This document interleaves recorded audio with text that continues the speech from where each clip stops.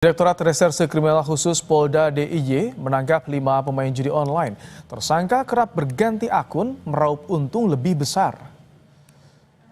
5 tersangka pemain judol ditangkap di salah satu rumah di kawasan Banguntapan, Bantul, Yogyakarta. Pelaku memanfaatkan kelemahan situs judi online dengan cara kerap berganti akun dan mendapatkan peluang menang lebih besar hingga puluhan juta rupiah.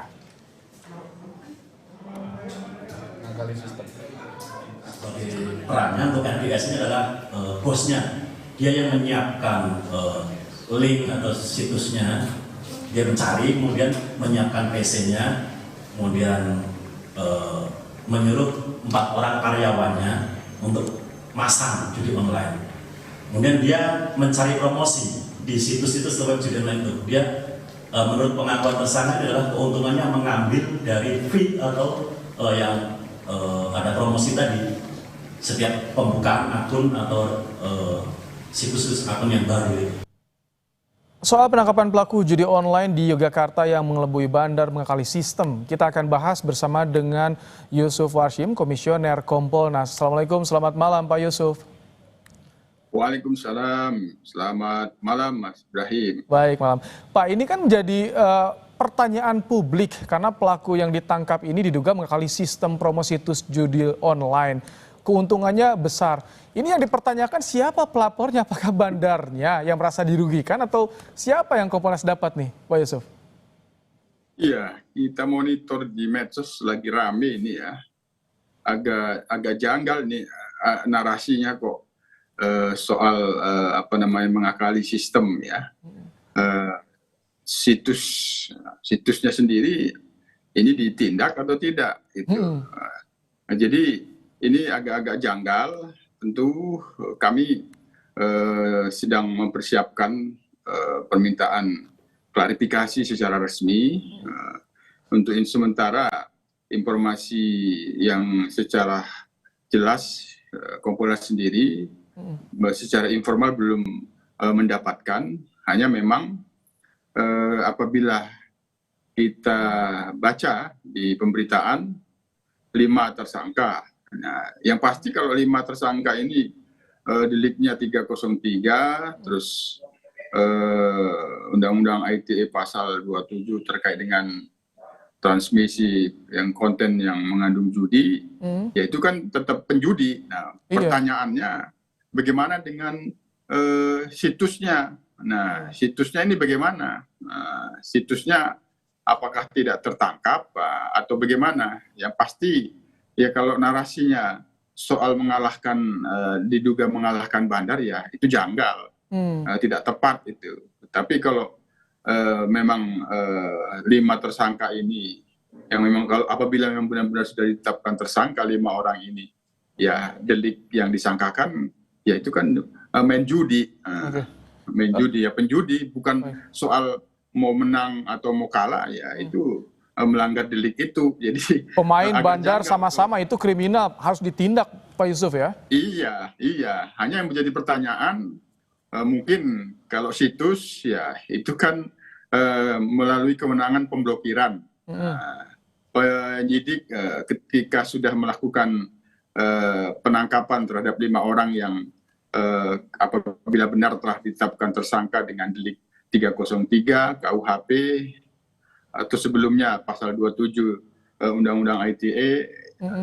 Namun untuk bisa menindak situsnya ya tentu dilakukan permohonan pemblokiran. Nah, setelah itu baru apabila setelah diblokir ya tentu di mana itu yang disebut bandar itu di mana.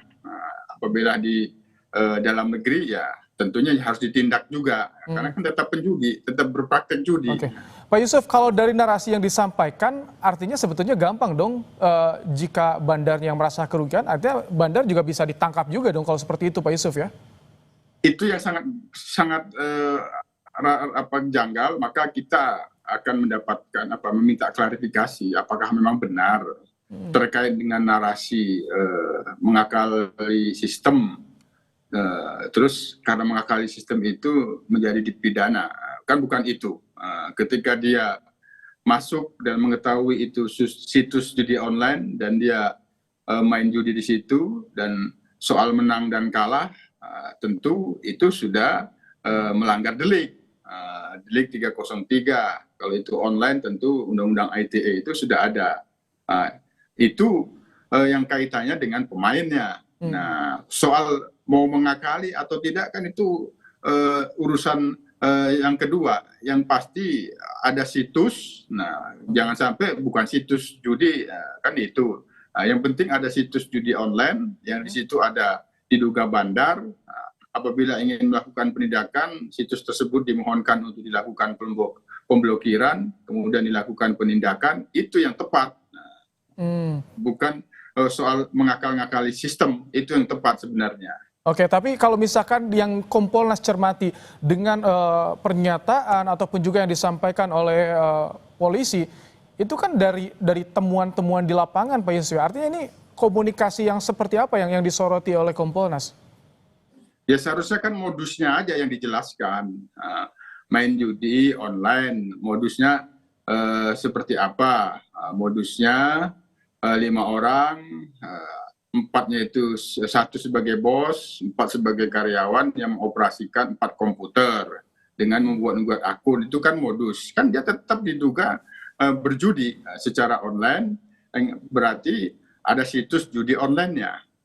Nah, situs judi online ini bagaimana selanjutnya? Ini kan belum ada terlihat di dalam narasi, atau memang sudah ada proses penyidikan yang itu masih membutuhkan kewenangan lembaga lain untuk melakukan pemblokiran. Apakah seperti itu? Inilah yang akan kita minta penjelasan agar narasi penindakan terhadap judi online ini tidak miss gitu, seolah-olah yang sekarang ramai di medsos itu kan orang ditangkap karena mengalahkan bandar judi, seolah-olah bandar judinya itu dianggap baik. Nah, itu yang sekarang ini harus clear, harus terklarifikasi. Ini yang sedang kita siapkan permintaan ke Polda DIY, Mas Ibrahim. Tapi harus sampaikan juga tidak ke publik, karena ini publik juga mempertanyakan siapa pelapornya, apakah bandar atau bukan. Infonya belum ditangkap atau belum ketahuan, Pak Yusuf, bandarnya? Ya kalau itu situs judi online kan tentu harus diblokir. Harus diblokir. Mekanismenya kalau memang itu sudah situs judi kan tidak bisa dibiarkan, harus diblokir. Kalau tidak diblokir berarti kan ada pelaku-pelaku lain yang akan bebas. Nah itu dari 5 orang yang sudah ditangkap dan kemudian ditetapkan tersangka ini kan sudah menjadi bukti petunjuk bahwa ketika disebut mengakali sistem kan berarti sudah ada situs judi online-nya, yang harus ditindak situs judi online-nya. Itu bukan persoalan narasi mengakali sistem. Enggak. Mungkin yang perlu dijelaskan ini pelaku main judi, tersangka, modusnya begini-begini, soal mengakali sistem itu lain hal lagi. Baik, terima kasih Pak Yusuf Warshim, Komisioner Kompolnas telah bergabung di program Kompas Malam hari ini.